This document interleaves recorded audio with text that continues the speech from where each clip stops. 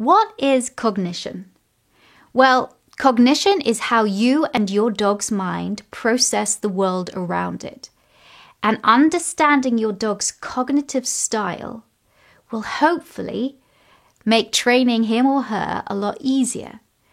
You can learn about your dog's strengths and weaknesses. You can learn what kind of learner your dog is.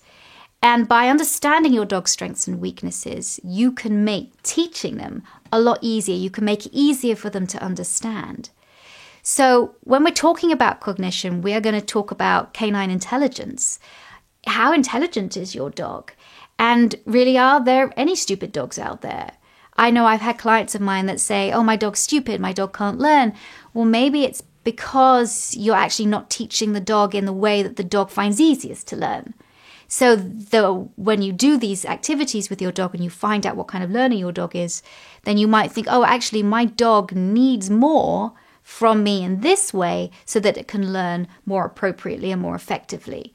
We're also going to be talking about the 5 cognitive dimensions. So 5 cognitive dimensions are communication, how you communicate with your dog and how your dog reads your gestures. We're going to talk about empathy. Are dogs truly empathetic? Problem solving. Can your dog solve problems? How good is your dog? Is your dog more of a dependent or independent learner, or a little bit of both?